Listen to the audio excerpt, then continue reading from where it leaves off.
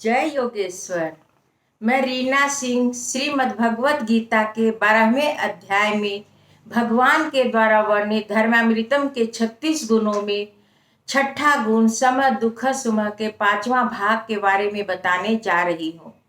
उच्च कक्षा के लोग अनेक लोगों को अपना समझते हैं। वे सज्जन, सद्गुणी और प्रेमल भी होते हैं, परंतु भगवान कहते हैं कि तुम किसी वस्तु या व्यक्ति को इसलिए संभालता है कि उसे तुम्हें किसी प्रकार का सुख मिलता है। तुम वस्तुनिष्ठ सुख के लिए उन्हें क्यों संभालता है? महापुरुष और ऋषि भी लोगों के साथ प्रेम, मित्रता, करुणा और आत्मीयता रखते हैं। किसी को पीठ थपथपाते हैं, किसी को चपत मारते हैं, किसी को उत्साह देते हैं, किसी को भर्त्सना करते हैं, लेकिन वे किसी सुख प्राप्ति के लिए उन्हें नहीं संभालते हैं। वस्तु से सुख मिलना और आनंद मिलना दो भिन्न बातें हैं। सुख मिलना ऊपरी बात है, वह इंद्रियों तक ही पहुंचता है, और आनंद आत्मा तक पहुंचता है।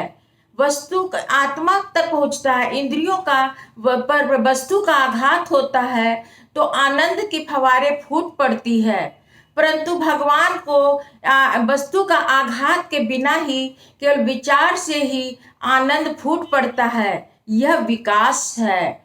किसी फूल को देखने से सुख मिलता है, यह इंद्रियजन्य सुख है। इसमें फूल बुद्धि पर आघात करता है, वह इंद्रियों तक जाता है, इससे हमें सुख मिलता है।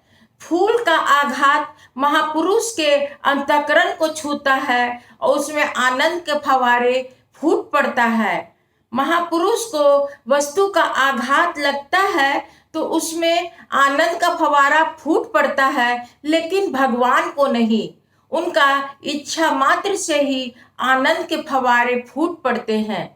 उन्नत स्थिति में पहुंचे हुए लोग भगवान को कहते हैं कि प्रभु, मेरी इतनी दुर्बलता है कि आनंद के फवारे के लिए मुझे किसी वस्तु की अपेक्षा होती है, लेकिन मैं लघु हूँ, इसलिए मैं लघु हूँ। फिर भी तेरा और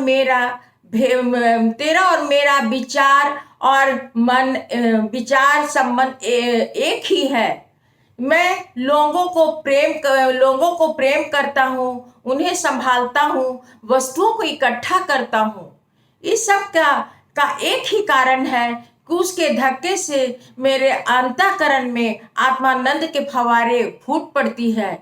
हमें आत्मानंद के फवारे फूटने के लिए वस्तु या व्यक्ति की अपेक्षा होती है, और आपके जीवन में केवल विचार की ही। हमारे और आप में केवल इतना ही अंतर है। नीति शास्त्र कहता है कि लड़की अधिक वैभव संपन्न व्यक्ति को देना चाहिए और कम वैभववान व्यक्ति से लड़की लेना चाहिए। इससे समाज में संतुलन बना रहता है और दोनों लड़कियां भी सुखी रहती है।